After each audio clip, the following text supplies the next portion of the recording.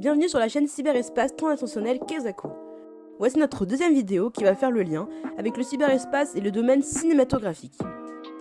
Dans une époque où l'arrivée de l'intelligence artificielle et les nouvelles technologies dans notre quotidien sont en pleine croissance, les questionnements liés au cyberespace sont très actuels. Le cyberespace transintentionnel est une notion qui intrigue autant qu'elle fascine les gens. Elle fait notamment l'objet de plusieurs œuvres cinématographiques cultes, comme la plus connue Matrix, sortie en 1999. Le cinéma est une forme d'art qui exploite beaucoup le cyberespace. Le genre du cyberpunk, dans lequel s'inscrivent les films tels que Matrix ou Blade Runner, mettent tous les deux en scène des univers parallèles mélangeant réalité virtuelle et action. Pour notre analyse, nous allons vous parler de deux films sortis il y a quelques années qui entrent dans notre sujet principal, le cyberespace transintentionnel. Le premier s'intitule Tron, l'héritage, sorti en 2010 au cinéma. C'est la suite du premier film Tron sorti en 1982.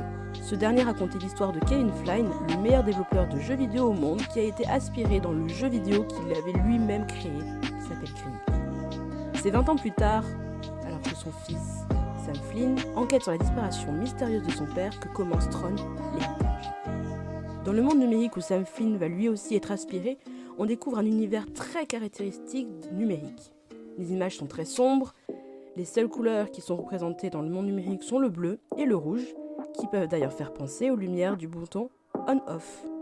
La bande-son du film a été réalisée par les Daft Punk, eux aussi pleinement inscrits dans le mouvement cyberpunk avec leurs œuvres musicales. Les ambiances créées sont aussi très futuristes, modernes et elles inspirent la technologie. Le second film que nous allons voir est Ralph 2.0. C'est un long métrage d'animation produit par Disney, sorti en 2018.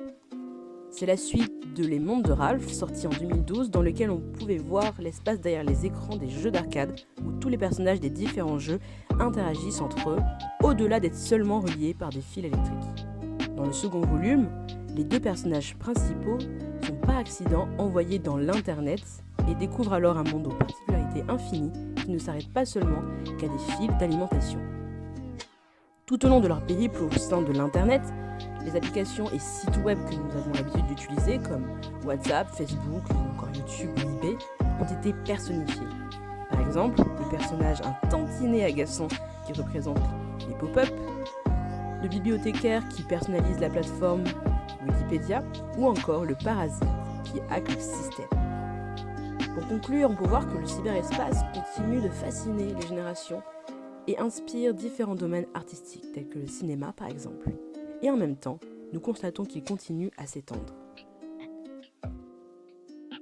A bientôt pour une prochaine vidéo.